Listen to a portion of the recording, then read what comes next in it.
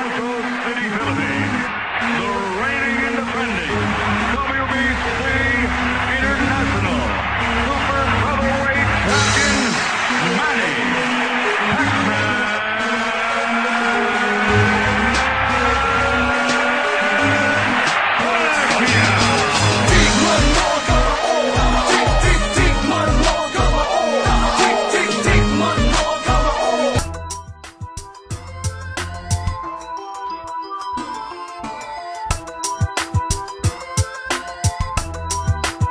Tanggapin sa kauna-unahang pagdating, berdugong praning ngayon ay nagniningning, kaya tali ka, makinig ka. Si Magnum titirada sa huling talata, ako ang bibirada, hindi maaantala. Mga katagalan nagbabaga, hindi maaapula kahit pa kulong dura.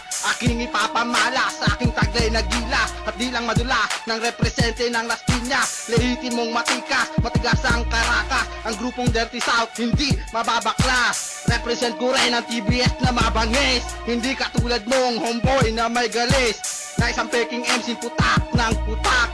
Sa kagaya mo, bayoneta ay aking itatara, at di matatapos dito, ako ay babayo. Kalinsabay nito ang pag-ulan ng punglo, diretso sa sentido, tagos sa iyong ulo, na siyang wawasak, sasagalpak sa iyong ulo. At kung di ka pa kontento, iwanan ko sa ito isang malutong na putang ina mo.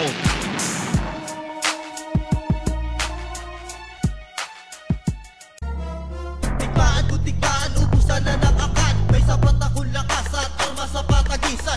Dito sa larangan, ako ang batikan. Ikaw ang aking homeboy na pinapatok-patukan.